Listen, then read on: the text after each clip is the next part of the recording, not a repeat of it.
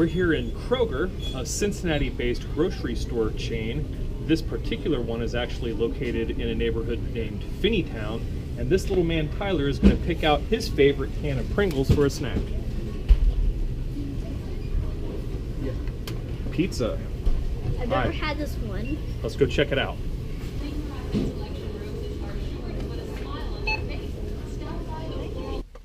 So Pringles were originally developed by Procter & Gamble, though Procter & Gamble sold them to Kellogg's back in 2012.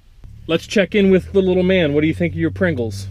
I didn't try them. Well, go ahead. Let's try them. Okay. What's taking so long?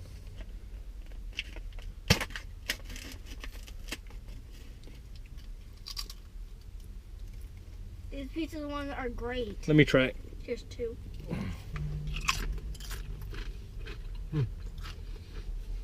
Not bad. So like I was saying, Pringles were invented in Cincinnati at Procter & Gamble, which is not too far from here. So, navigate to Procter & Gamble.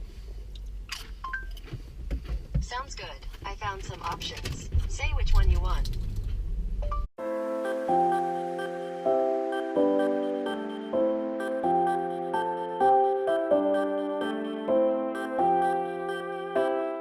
So here we are at the historic P&G building, and this is where Pringles were first invented. Yummy!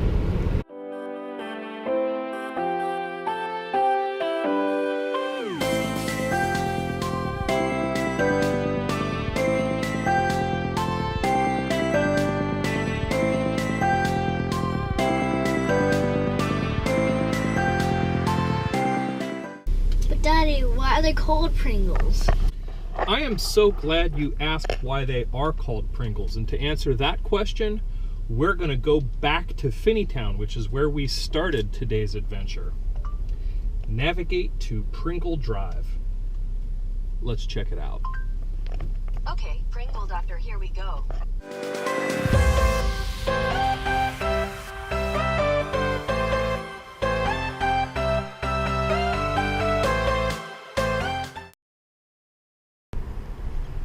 So here we are at Pringle Drive, and this is actually the street where Pringles got their name.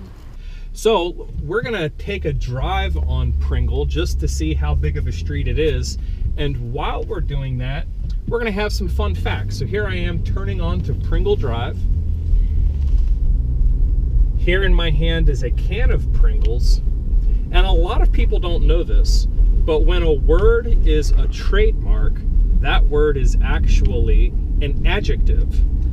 So what that means is you would never talk about how you're eating Pringles, at least not if you want to be grammatically correct. And that means that when it comes to the food, there's no such thing as a Pringle, because this isn't a noun, it's considered an adjective.